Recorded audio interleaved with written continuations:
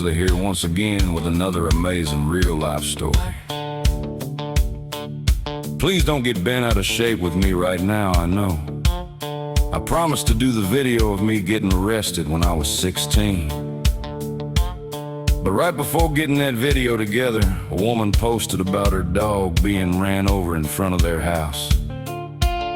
The dog struggled badly for about 15 minutes and passed on. The person that ran over the dog didn't even stop. That's unfortunate, right? Her dog didn't make it, and she was very upset. I had to offer her my condolences for her loss of her dog. I kept thinking about her loss, and then I remembered my own dogs getting ran over 50 years ago. Just thinking about it right then brought fresh tears to my eyes. A prayer was said for my two dogs and for her and her dog too. Now I'm living that nightmare over in my head, and I also told my wife the real life story. I had never told her the story in our 25 years together. So 50 years later, it still brings tears, and that's pretty powerful. And that's why I'm telling this story here today. Well, truth is, it's a sad story of the love between two dogs, a brother and sister. And this is how it unfolds.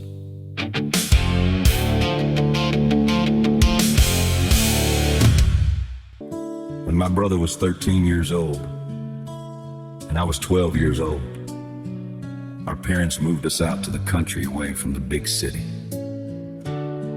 The city schools were horrible, and violence was a daily occurrence with the segregation ending. And there were still hostilities that had not been mended, and therefore bomb threats and riots were a weekly occurrence. The schools were horrible.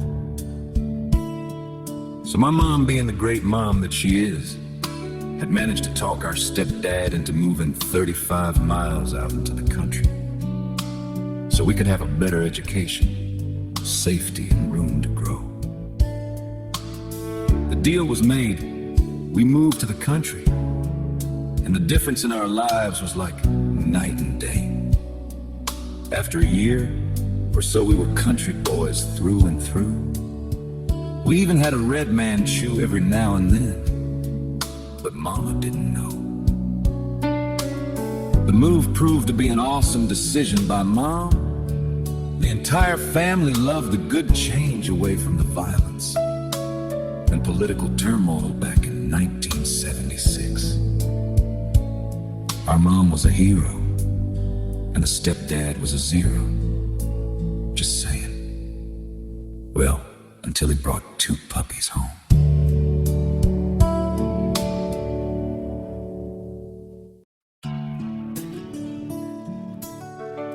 Yeah. We had a little farmhouse on 5 acres, and a quarter of it was mushland. We had a barn and a few outbuildings and a few chickens and a cat. One day our stepdad brought home two puppies that were about 3 or 4 months old. One was a brown male German shepherd we named Hutch, and the other dog was a blonde female German shepherd we named Starsky. They were brother and sister. We named them Starsky and Hutch after the popular TV show back then.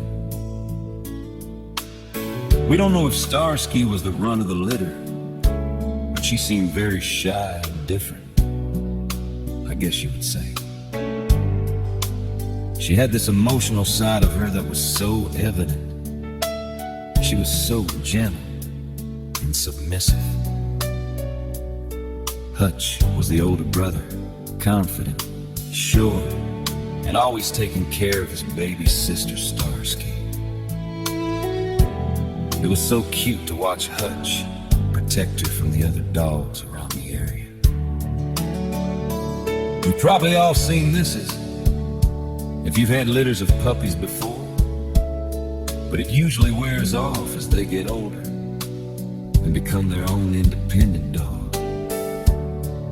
But in this case, it never wore off. It seems odd that Starsky loved Hutch so much, she followed wherever Hutch would go, no matter what.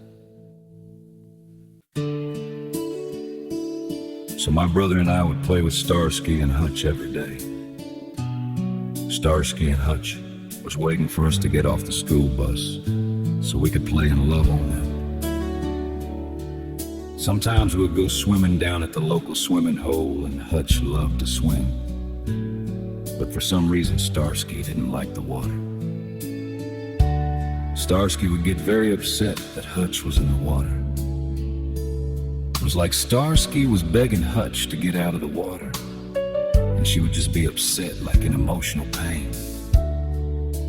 As soon as Hutch got out of the water, Starsky was all over him, licking the water off of him, and just so thankful Hutch was okay and with her again. I know, it sounds weird. We're talking about dogs. Usually not the topic of emotional type conversation. But we all noticed that Starsky literally relied on Hutch every minute of the day, or she was in shambles until they were back together again.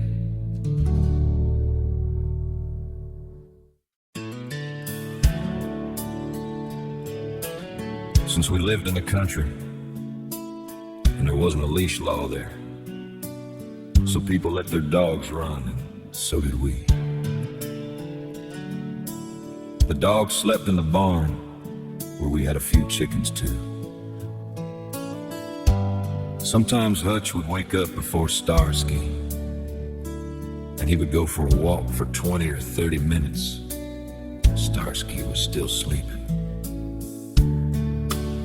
Many times Starsky would wake up, and Hutch would be gone, and Starsky would be whining as she was missing Hutch. So the family would pet her and hold her to try and keep her mind off Hutch being gone. As soon as Hutch rounded the corner, Starsky ran up to him for a big hug, and Hutch was so happy to get that love from his little sister.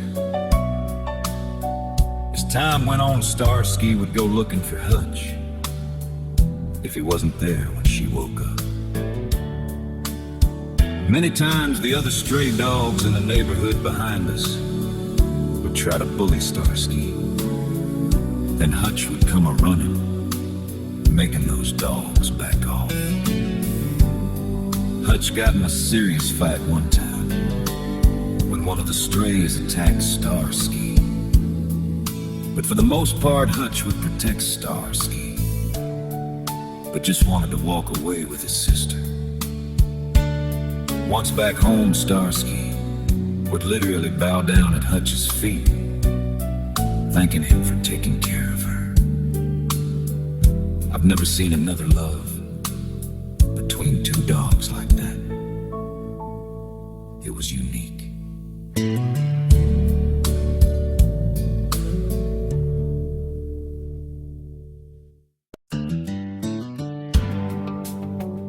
As time went on, the two pups were growing up,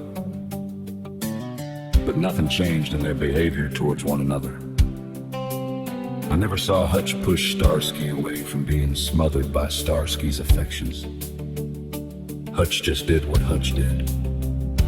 Loved his little sister, Starsky.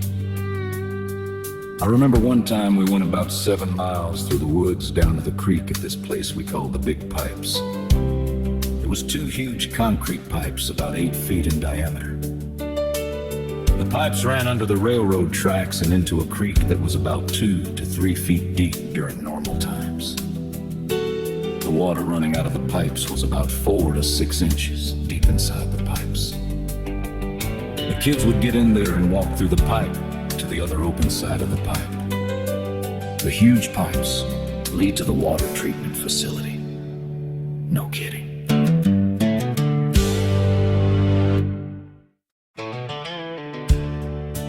At certain times of the day or week, the water treatment facility would release millions of gallons of water that went through the big pipes.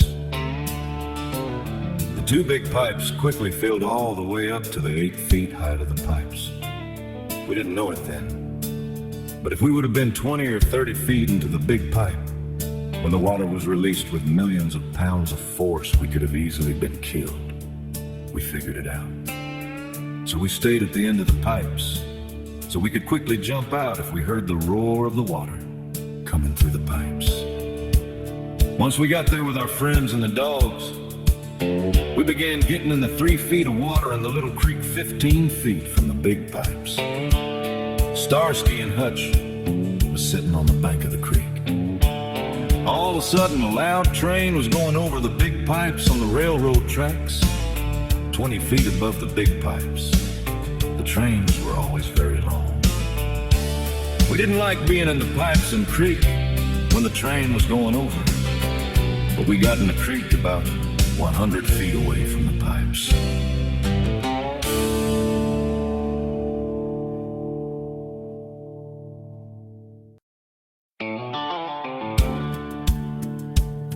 All of a sudden, Starsky started barking very aggressively at something, but we didn't know what she was barking at.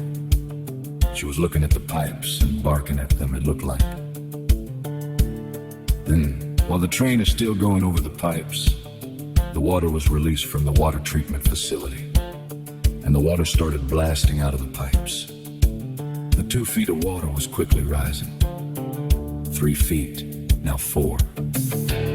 As we made for higher ground, we saw about 10 water moccasins swimming from being flushed out of their hiding places by the force of the water, which was now about 6 feet deep. It was like a swarm of mad hornets in the water. Starsky was protecting Hutch from snakes that were trying to make it to land where Hutch was. Starsky held the snakes off until Hutch was out of danger. Hutch was looking confused by Starsky's protection mode, because it was usually the other way around. It seemed like Starsky knew the water was coming through the pipes before it got to us. And we couldn't hear the roar of the water because of the loud train passing overhead. I remember looking around everywhere to see if there were any more snakes, but I guess there wasn't. I remember one time my brother was gone and Hutch was with him. Me and Starsky was at home. I was playing basketball there at the old barn hoop, and Starsky came up carrying a herd rabbit in her mouth.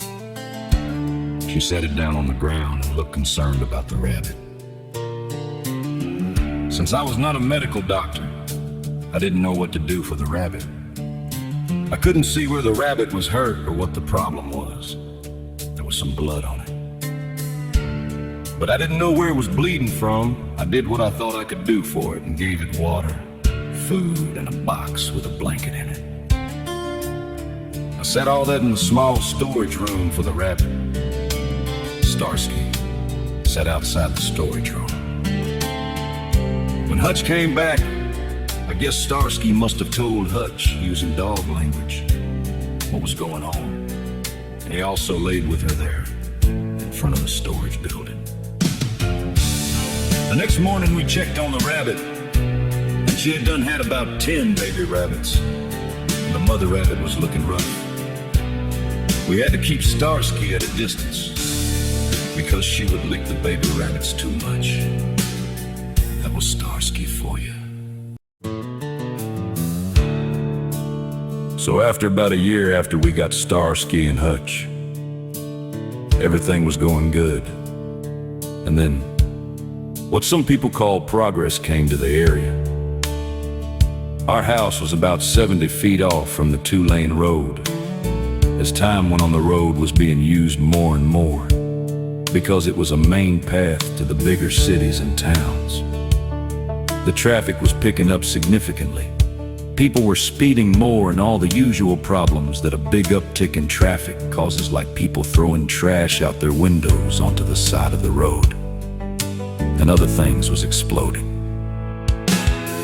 Also, bigger trucks and semi-trucks were using the road as well. There was an uptick in car wrecks and accidents, so they put up some yellow blinking signs here and there. along the 30-mile stretch of the road, but it didn't help slow people down much.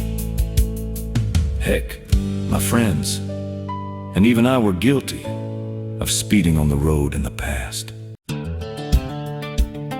Then, the major highway that was 5 miles north that was running parallel with our road underwent heavy road reconstruction, which caused traffic delays and backups for an extended period of time. So to avoid that situation, more people were using our road. Traffic on our road increased by 5 times over that short period. The county still didn't have a leash law, and people couldn't afford to fence their yards in or just didn't want to. We started seeing dogs and cats and other varmints dead on the road from getting ran over by these new drivers that just sped on through. Starsky and Hutch had been really good at staying out of the road, but the family was getting worried about our dogs. We couldn't afford to fence the yard, and we didn't want to tie them up. We wanted them to be free like they always were. At the same time, we needed a solution to protect Starsky and Hutch from the road.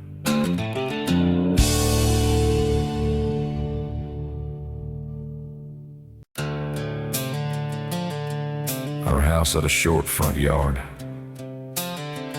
If you walked out the front door, you would come off the porch and onto the little concrete sidewalk. You keep walking 40 feet ahead to the row of tall cedar trees dividing the yard from the road. The sidewalk went through the row of cedar trees and through a 2.5-foot tall white picket fence gate. It was another 30 feet to the edge of the road. I guess the people that lived there before us planted the cedar tree blind to cut off the view of the road and also cut down on traffic noise. If a car was to run off the row of cedar trees would also protect the house. The cedar trees worked and did make the front yard more private, but the road was still just a few steps away, and we were always aware of it. The little picket fence was just for looks, and it was only half the front yard in front of the house. It was old and wouldn't keep the dogs in. Starsky and Hutch were always mindful of the road and pretty much stayed out of the road. Thank God.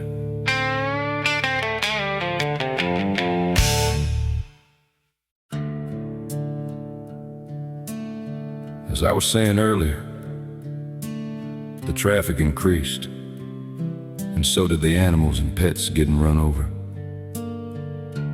The speed limit was 55 miles per hour, and at times people would be driving 70 miles per hour.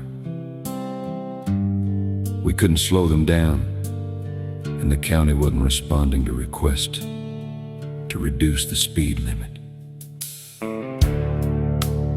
So one day someone's dog got hit in the road right in front of our house, right in front of the blind area of our yard. The dog was alive and was moaning loudly in pain. Hutch heard the dog in pain and went into the road to try and help the injured dog.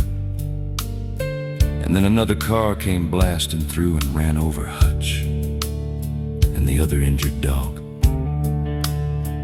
Hutch was yelping in pain. He was hit pretty badly. We were in the house watching TV and we heard Hutch yelping loudly. So we quickly ran out to the yard to see what was going on. Starsky went right up to where Hutch was laying in the road. She was frantic and crying over Hutch. Starsky was devastated, and we cried for all the dogs.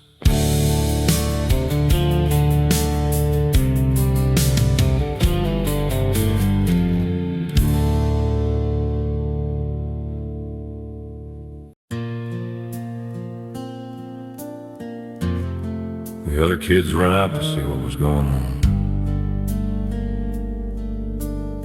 We stopped the traffic so we could get the hurt dogs out of the road. Both dogs were a bloody mess and disfigured by the car crashing into them. We carried Hutch into the protected blind area of the yard, and a few minutes later, Hutch passed, and all the kids in Starsky were devastated. Our world had been crushed. The other dog had already passed when we moved him from the road. The drivers that were killing our animals never stopped. They just kept going. Like us. And our dogs didn't matter. And that made us mad. We all prayed over the lifeless dogs that had a stare of emptiness in their open eyes. We prayed and asked God to comfort us and the dogs, and we asked God for forgiveness for not protecting these precious gifts He had given us. We blamed ourselves for not securing the dogs from the road, but we were 13 years old. What could we do?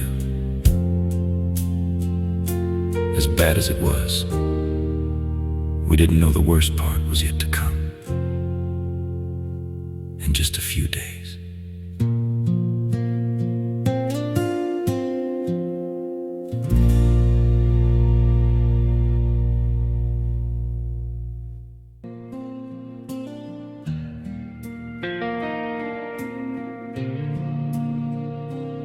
Starsky and me and my brother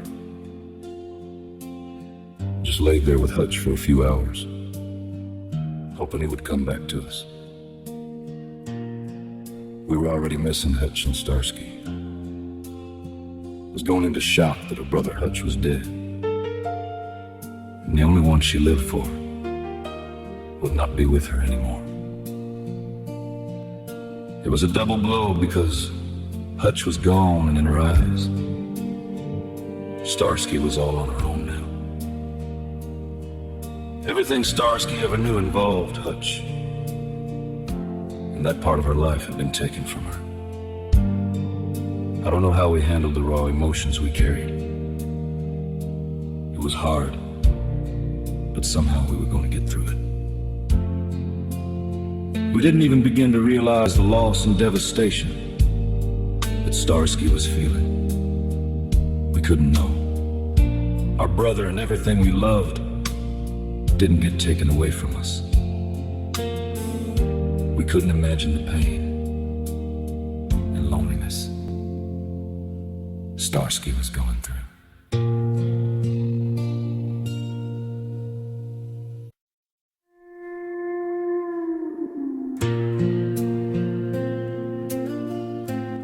I think the worst part for Starsky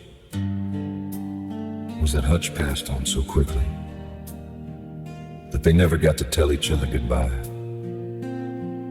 that they would always love one another through thick and thin. Starsky didn't get closure, and it was as if she was left hanging, still looking for Hutch to say goodbye, sis. I will always love you and miss you until we meet again in heaven. Let your family take care of you. Take care of yourself. Starsky. I promise I'll be okay until I'm with you again.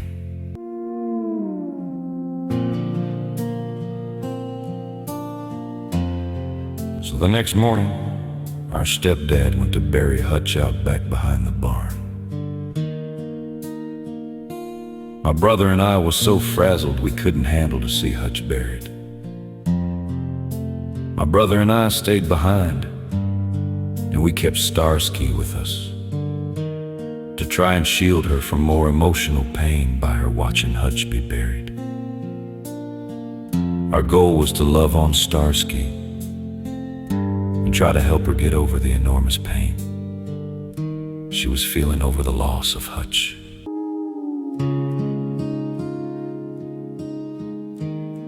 After the burial of Hutch, all of us sort of just laid around in shock that our dog Hutch was no longer with us. And Starsky. Right around lunchtime, my brother and I went into the house for lunch. When we came back outside, Starsky was laying in the yard where we moved Hutch after taking him out of the road. That was the last place Starsky had seen Hutch looking back. Maybe we should have let Starsky see Hutch be buried behind the barn. Maybe that would have given her some kind of closure, a final ending for Hutch that she would have saw for herself. We were just trying to help Starsky by not letting her see Hutch be buried. But maybe that was the wrong move. Maybe since Starsky didn't see Hutch buried, or know where his body was, he might have been still alive and just got up and walked away. And that left hope for Starsky that Hutch was still alive. Maybe if we would have took Starsky to Hutch's funeral, maybe she could have gotten the closure she needed. But sometimes us humans aren't so smart, it seems.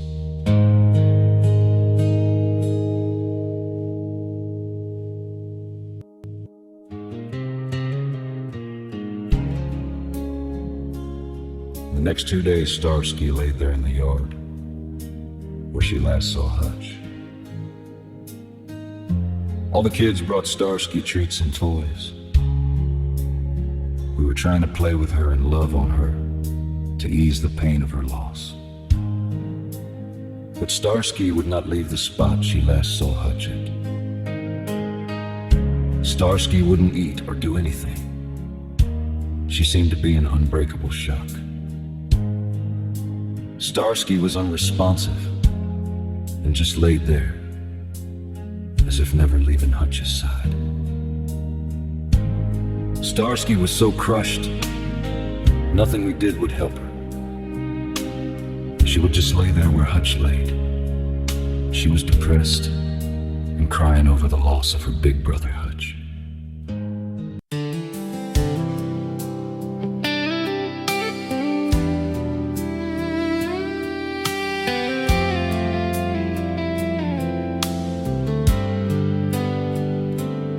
Starsky, I'm sorry I couldn't tell you goodbye.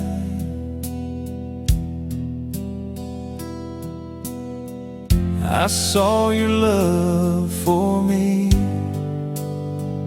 in your eyes. I wasn't able to tell you how I was feeling inside. I just wanted to love you. I didn't want to die. So I want you to know I love you more than anything. I didn't want to let go, but now that things have changed, I hope you'll be alright. I will think about you always. I'm heading toward the light. Please carry on with your life, Starsky. You're gonna be okay. Just live every day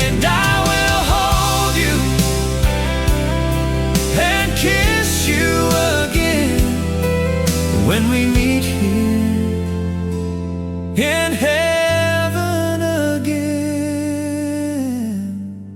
Starsky, I love you. Don't worry about the pain. I'm all right now. I'll see you in the promised land.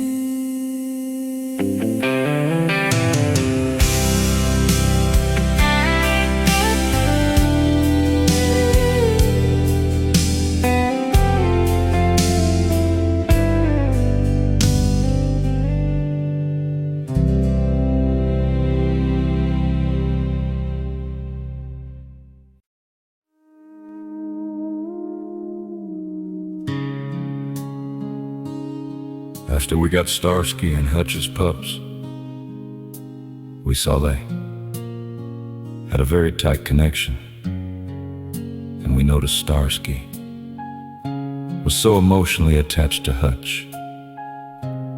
It was far beyond anything we had ever seen with dogs. Going on day 5 since Hutch's death, we were very concerned about Starsky. She had not eaten anything, and I don't even remember her drinking water. I guess it was about 10 in the morning. The family was still inside the house, and we heard a big yelp and a car skidding off. We rushed outside, and Starsky was in the very same place that Hutch had been hit by a car in the road.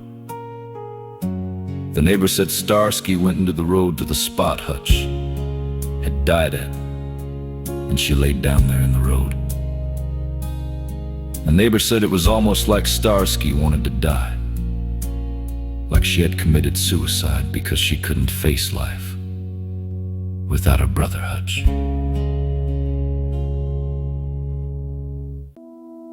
We went to get Starsky out of the road, and she had already passed on to be with her brother Hutch in heaven. It seemed obvious that Starsky didn't want to go on without Hutch. It was so painful for us kids. We couldn't make sense of it. So we had to bury another dog, part of our family. It really hurt, guys. Even 50 years later, telling this story has me crying just like the day it all happened back then. Later on, as we grew older and thought about Starsky and Hutch, we were convinced that Starsky had some kind of mental issue. All I know is whatever she had, it made her the most loving and generous and kind dog. She would have done anything for Hutch. Her caring and nurturing nature was unforgettable, and so was her smile and kisses. Seems impossible for a dog to think about suicide, but in this case, I think it was true. Starsky went and laid in the road where she saw 2 dogs die, and she could have gotten up out of the way of the oncoming car, but chose not to. And now, 50 years later, I'm crying my eyes out about those 2 dogs that I will never forget.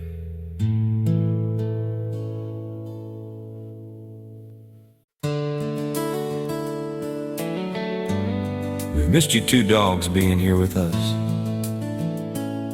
We love you, Starsky and Hutch. We've missed both of you so much. I will see you in heaven one day. Since 50 years has already passed, the time for me to be with you is drawing ever closer. Until then, I will love you in my heart. So guys, that's the story of Starsky and Hutch. So sad and unbelievable, but it really happened. Today that 2-lane road is now 6 lanes. Our old house is gone because of the state widening the road to 6 lanes. The old barn has long fell down and all our friends have moved away. Just remember, take care of your dogs. And if you do, they will take care of you too. I hope you liked this episode, and I'll see you on the next one, guys.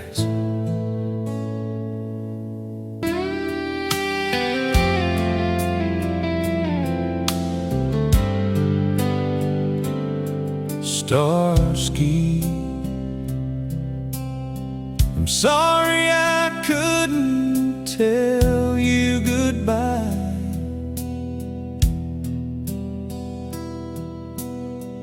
I saw your love for me in your eyes. I wasn't able to tell you how I was feeling inside. I just wanted to love you. I didn't want to die. So I want you to know I love you more than anything. I didn't want to let go, but now that things have changed, I hope you'll be alright. I will think about you always. I'm heading toward the light. Please carry on with your life, Starsky. You're gonna be okay. Just live every day, and I will hold you and kiss you again when we meet here in heaven again. Starsky, I love you. Don't worry about the pain. I'm alright now. I'll see you in the promised land.